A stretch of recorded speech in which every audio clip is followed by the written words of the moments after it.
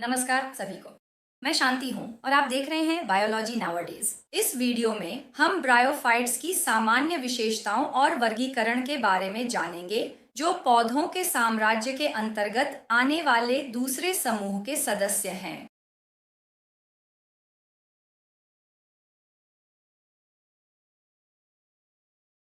आमतौर पर बारिश की कुछ बूंदों के बाद आपने देखा होगा कि पेड़ों की छाल, नम जमीन और दीवारें अक्सर एक चमकीले हरे गलीचे से ढकी रहती हैं। शुरुआत में आपको लग सकता है कि यह शैवाल या लाइकेन है, लेकिन अगर आप ध्यान से देखें तो पाएंगे कि यह छोटे छोटे हरे पौधों से बना है। ये ब्रायोफाइट्स समूह से संबंधित होते हैं। तो ब्रायोफाइट्स छोटे, साधारण, हरे स्थलीय पौधों का एक समूह है, जिनमें से कुछ जलीय भी होते हैं। ब्रायोफाइट्स के वैज्ञानिक अध्ययन को ब्रायोलॉजी कहा जाता है। ब्रायोलॉजिस्ट वे लोग होते हैं जो ब्रायोफाइट्स का अवलोकन, अभिलेखन, वर्गीकरण या अनुसंधान करने में सक्रिय रुचि रखते हैं। ब्रायोफाइट्स के कई सदस्य 2 सेंटीमीटर से भी छोटे होते हैं। ब्रायोफाइट्स में सबसे ऊंचा पौधा, जिसे डॉसोनिया सुपरबा कहा जाता है, केवल 60 सेंटीमीटर तक ही बढ़ता है। ब्रायोफाइट्स आमतौर पर गर्म और नम क्षेत्रों में पाए जाते हैं, खासकर उष्णकटिबंधीय और उपोष्णकटिबंधीय क्षेत्रों में। फिर भी इन्हें अपेक्षाकृत शुष्क रेगिस्तानों और सूखी चट्टानों पर भी पाया जा सकता है। जैसा कि आप जानते हैं, रेगिस्तान में पानी ढूंढना आसान काम नहीं है। इसलिए रेगिस्तानी ब्रायोफाइट्स जैसे सिट्रिचिया कैनिनर्विस ने पत्तियों के सिरे पर छोटे बालों जैसे बिंदु या सींग विकसित कर लिए हैं। हर पत्ती के सिरे पर मौजूद ये छोटे बालनुमा संरचनाएं पानी इकट्ठा करने की अद्भुत क्षमता रखती हैं। ये सींग इन पौधों को न केवल कभी कभार होने वाली बारिश से, बल्कि ओस और यहाँ तक कि कोहरे से भी पानी लेने में सक्षम बनाते हैं। ब्रायोफाइट्स अपेक्षाकृत कम प्रदूषित क्षेत्रों में सबसे अधिक मात्रा में पाए जाते हैं। वे वायु प्रदूषण के प्रति संवेदनशील होते हैं, खासकर सल्फर डाइऑक्साइड के प्रति। ऐसा माना जाता है कि ब्रायोफाइट्स किसी प्राचीन शैवाल समूह से विकसित हुए हैं। हम पहले ही जान चुके हैं कि शैवाल मुख्य रूप से जलीय होते हैं, जबकि ब्रायोफाइट्स सबसे सरल स्थलीय पौधे हैं। पानी से जमीन पर आने के दौरान ब्रायोफाइट्स ने ऐसी विशेषताएं विकसित की जिन्होंने उन्हें सूखने से बचाया। इनमें से एक था नर और मादा जननांगों के चारों ओर एक बांझ आवरण परत का विकास। यहाँ नर जननांगों को एंथेरिडिया कहा जाता है। इसका एक वचन रूप एंथेरिडियम है। एंथेरिडियम मुख्य युग्मकों का निर्माण करता है, जिन्हें स्पर्मेटिड्स या शुक्राणु कहा जाता है। इस चित्र में आप इन एंथेरिडिया की बांझ आवरण परत देख सकते हैं। मादा जननांग को आर्केगोनियम कहा जाता है। यह मादा युग्मक का निर्माण करता है, जिसे अंडाणु कहा जाता है। इसका बहुवचन रूप आर्केगोनिया है। आर्केगोनियम का आधार भाग वेंट्र कहलाता है और इसमें अंडाणु कोशिका होती है। वेंट्र भाग में बांझ कोशिकाओं की कुछ परतें होती हैं और यही आर्केगोनियम की बांझ सुरक्षात्मक आवरण बनाती है। इसी तरह स्पोरेंजियम के चारों ओर भी एक बांझ जैकेट परत बनती है। स्पोरेंजियम वह संरचना है जहां बीजाणुओं का निर्माण होता है। स्पोरेंजियम के चारों ओर जो सुरक्षात्मक आवरण होता है, उसे कैलिप्ट्रा कहा जाता है। ब्रायोफाइट्स को पादप जगत के उभयचर कहा जाता है, क्योंकि वे मिट्टी में रह सकते हैं, लेकिन लैंगिक प्रजनन के लिए पानी पर निर्भर रहते हैं। ब्रायोफाइट्स में निषेचन होने के लिए लैंगिक प्रजनन के दौरान शुक्राणुओं को पानी के माध्यम से तैरकर आर्केगोनियम के अंदर स्थित अंडाणु तक पहुंचना होता है। इसलिए ब्रायोफाइट्स में निषेचन प्रायः वर्षा के बाद ही होता है। ब्रायोफाइट्स का पौधों का शरीर थैलस जैसा होता है, लेकिन शैवाल की तुलना में अधिक विभेदित होता है। थैलस जैसा पौधों का शरीर रिकिया की तरह भूमि पर फैला हुआ या डॉसोनिया सुपरबा की तरह सीधा खड़ा हो सकता है। पौधे का शरीर सबस्ट्रेट से जड़ जैसी संरचनाओं, जिन्हें राइजोइड्स कहा जाता है, के द्वारा जुड़ा होता है। ब्रायोफाइट्स में असली जड़ें, तना या पत्तियां नहीं होती हैं। यहाँ असली जड़, तना और पत्तियों से हमारा तात्पर्य उन जड़ों, तनों और पत्तियों से है जिनमें जल और भोजन के परिवहन के लिए विशेषीकृत संवहनी ऊतक जैसे जाइलम और फ्लोएम होते हैं। ब्रायोफाइट्स में जाइलम और फ्लोएम नहीं होते और यही उन्हें अन्य स्थलीय पौधों से अलग बनाता है। ब्रायोफाइट्स के कुछ सदस्यों में जल और भोजन के परिवहन के लिए एक प्रकार की विशेषीकृत ऊतक होती है, लेकिन ये ऊतक जाइलम और फ्लोएम जितने विशेषीकृत या विकसित नहीं होते। इसी कारण हम कह सकते हैं कि ब्रायोफाइट्स में जड़ जैसी, पत्ती जैसी या तना जैसी संरचनाएं हो सकती हैं। साथ ही ब्रायोफाइट्स की अधिकांश पत्ती जैसी संरचनाएं बहुत पतली होती हैं, प्रायः केवल एक कोशिका मोटी। ब्रायोफाइट का मुख्य पौध शरीर हैप्लॉइड होता है और इसे गैमेटोफाइट कहा जाता है क्योंकि यह नर या मादा युग्मक बनाता है। जब नर और मादा युग्मक आपस में मिलते हैं तो एक युग्मज बनता है। युग्मज एक बहुकोशिकीय शरीर बनाता है जिसे स्पोरोफाइट कहा जाता है। और क्या आप मुझे बता सकते हैं कि इसे स्पोरोफाइट क्यों कहा जाता है? ऐसा इसलिए है क्योंकि स्पोरोफाइट बीजाणु बनाता है। हैप्लॉइड गैमेटोफाइट प्रमुख, दीर्घायु, हरा और स्वतंत्र होता है, जबकि डिप्लॉइड स्पोरोफाइट अल्पायु, संलग्न और पोषण की दृष्टि से गैमेटोफाइट पर निर्भर होता है। स्पोरोफाइट में एक फुट, एक डंठल जिसे सेटा कहते हैं और एक कैप्सूल या स्पोरेंजियम होता है जिसमें बीजाणु बनते हैं। इस चित्र में आप स्पोरोफाइट का फूट नहीं देख सकते क्योंकि यह पत्ती जैसी संरचनाओं से ढका हुआ है। थैलस की बनावट के आधार पर ब्रायोफाइट्स को पारंपरिक रूप से 3 वर्गों में बांटा गया है: लिवरवर्ट्स, हॉर्नवर्ट्स और मॉसिस। लिवरवर्ट्स में थैलस जैसा पौधा सपाट या भूमि पर फैला हुआ होता है। हॉर्नवर्ट्स का पौधा भी सपाट होता है और लिवरवर्ट्स के पौधे से बहुत मिलता जुलता है, लेकिन इनमें सपाट पौधे से सींग जैसी संरचनाएं निकलती हैं। ये सींग जैसी संरचनाएं ही स्पोरोफाइट्स हैं। मॉसिस का पौधा पत्तेदार और आमतौर पर सीधा खड़ा होता है। सबसे पहले हम लिवरवर्ट्स की विशेषताएं देखेंगे। ये हेपेटिकॉप्सिडा वर्ग में आते हैं। रिक्सिया मार्चेंटिया वंश के सदस्य लिवरवर्ट्स के उदाहरण हैं। ये पौधे मॉसिस की तुलना में छोटे होते हैं। इनका नाम 9वीं शताब्दी से चला आ रहा है। उस समय यह माना जाता था कि थैलस की जिगर जैसी आकृति के कारण ये पौधे जिगर की बीमारियों के इलाज में उपयोगी हो सकते हैं। वर्ट शब्द का अर्थ है छोटा पौधा। मुख्य पौधा थैलस जैसा और पृष्ठपेटीय रूप से छपटा होता है। पृष्ठपेटीय का अर्थ है स्पष्ट ऊपरी और निचली सतहें होना, जैसा कि इस पत्ती के मामले में है। आइए मार्चेंशिया की वृद्धि पर एक टाइम लैप्स वीडियो देखें। ये वाकई बहुत सुंदर है।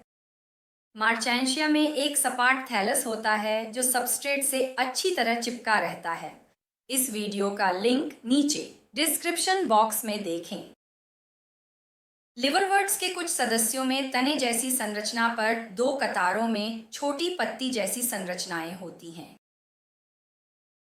लिवरवर्ट्स का पौधा एक कोशिकीय राइजोइड्स द्वारा सबस्ट्रेट से अच्छी तरह चिपका रहता है। लिवरवर्ट्स में अलैंगिक प्रजनन की सबसे सामान्य विधि थैलस के खंडित होने से होती है। उदाहरण के लिए, रिचिया में जब थैलस पुराना हो जाता है तो यह बीज से सूखना शुरू कर देता है। जैसे ही यह थैलस के सिरों के पास पहुंचता है, वे नए व्यक्तिगत थैलस बनाना शुरू कर देते हैं। इस चित्र से कम 4 नए थैलस हो सकते हैं। अलैंगिक प्रजनन की दूसरी विधि जेम्मा द्वारा होती है। मार्चेंटिया वंश के सदस्यों में एक छोटे कप जैसी संरचना, जिसे जेम्मा कप कहते हैं, उसमें छोटे छोटे अलैंगिक कली जैसे जेम्मा पाए जाते हैं। यहाँ जेम्मा कप का एक क्लोजअप दृश्य है।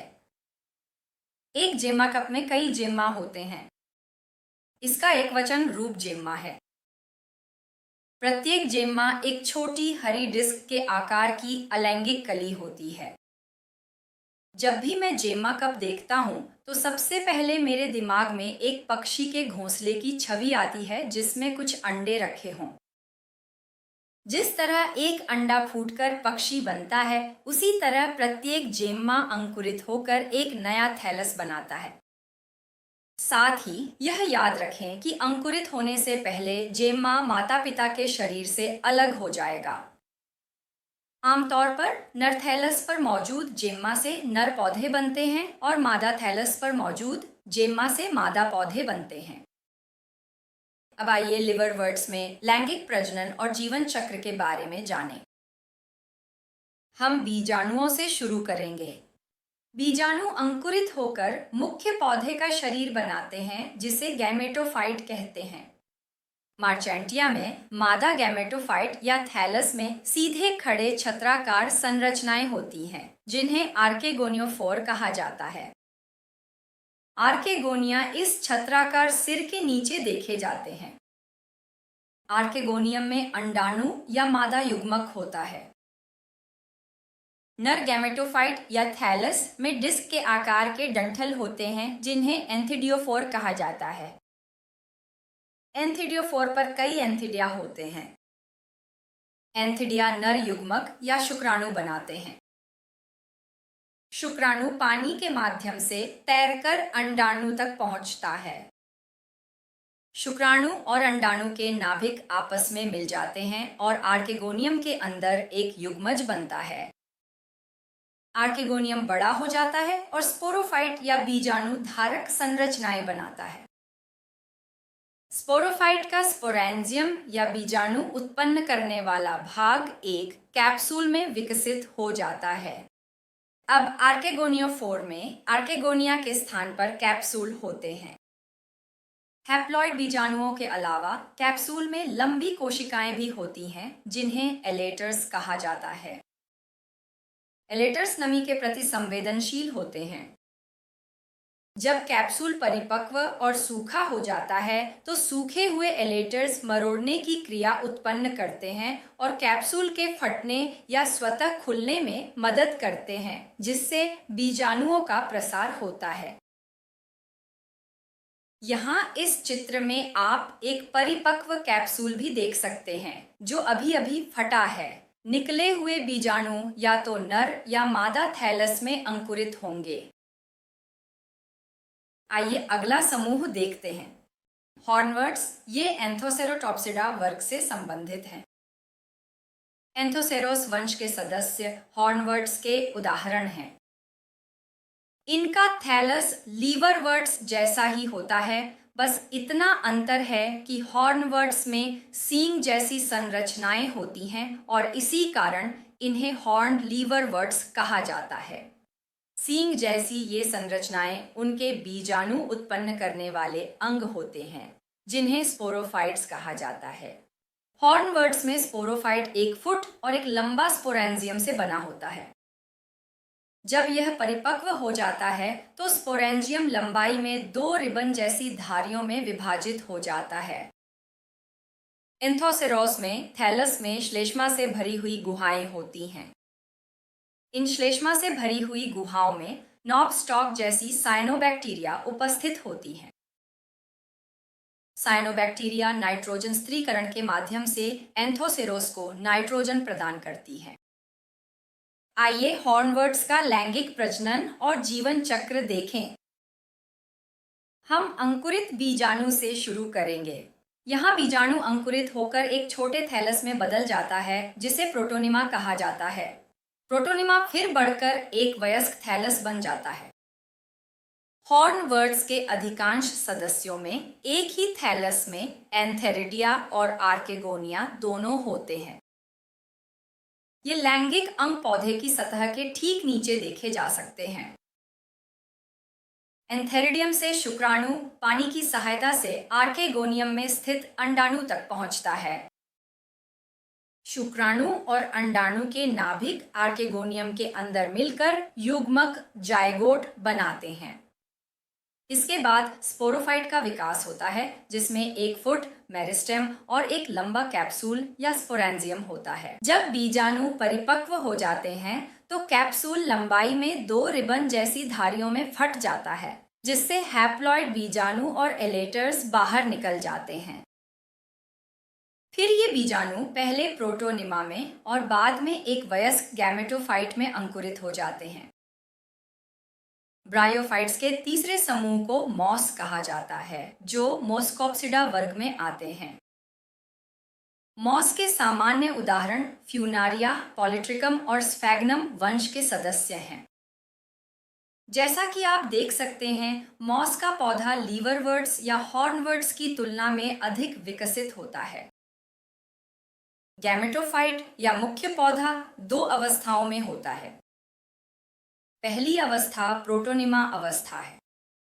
इस अवस्था में एक बीजाणु सबसे पहले अंकुरित होकर एक छोटी हरी तंतु जैसी संरचना बनाता है, जिसे प्रोटोनिमा कहा जाता है।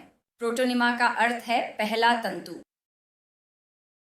प्रोटोनिमा बढ़कर एक रेंगने वाली शाखा युक्त और तंतु जैसी आकृति में विकसित हो जाता है, जिसे द्वितीयक प्रोटोनिमा कहा जाता है।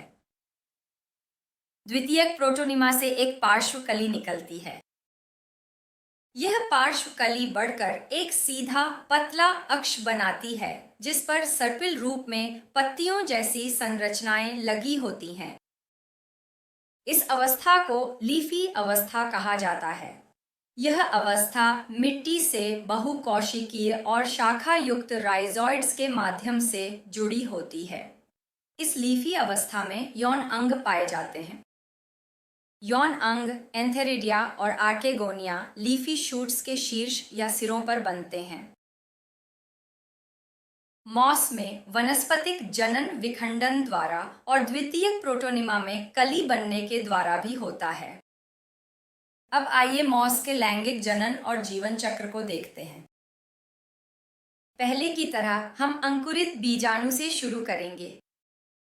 बीजाणु सबसे पहले प्रोटोनिमा में और फिर एक युवा लीफी युग्मकोद्भिद पौधे के शरीर में विकसित होता है।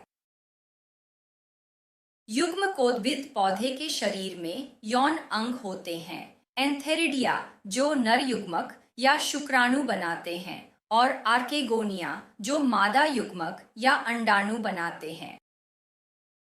शुक्राणु पानी के माध्यम से तैरकर आर्केगोनियम में स्थित अंडाणु तक पहुंचता है। शुक्राणु और अंडाणु के नाभिक आर्केगोनियम के अंदर मिलकर युग्मज बनाते हैं। आर्केगोनियम बढ़कर एक कैप्सूल या स्पोरेंजियम में बदल जाता है, जो बीजाणु बनाता है। इसे स्पोरोफाइट कहा जाता है। यह एक फुट, सेटा और कैप्सूल से मिलकर बना होता है। कैप्सूल का फुट पत्ती जैसी संरचनाओं से ढका होता है, इसलिए आप इसे इस चित्र में नहीं देख सकते। बीजाणु मियोसिस के बाद बनते हैं।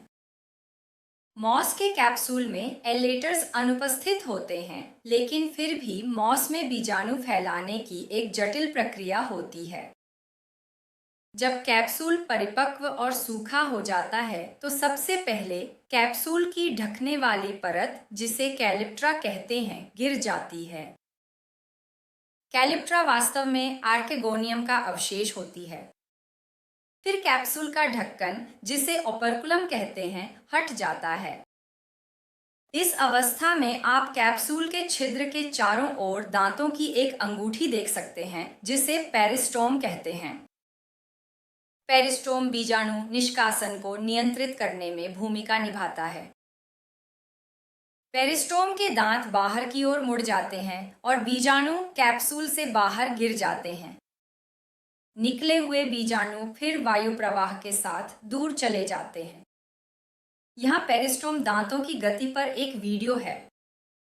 बीजाणु फैलाव के दौरान पेरिस्टोम दांतों की बाहर की ओर मुड़ने वाली गति को ध्यान से देखें। इस वीडियो का लिंक नीचे दिए गए विवरण बॉक्स में दिया गया है। अंत में आइए ब्रायोफाइट्स के आर्थिक उपयोगों पर एक नज़र डालते हैं। कुछ काई शाकाहारी स्तनधारियों, पक्षियों और अन्य जानवरों के लिए भोजन प्रदान करती हैं। स्पैगनम की प्रजातियां पीट का मुख्य घटक हैं। पीट एक काला या गहरा भूरा पदार्थ है जो पानी में आंशिक रूप से सड़े गले पौधों के अवशेषों से बनता है। इसके बाद पीट को खोदकर सुखाया जाता है।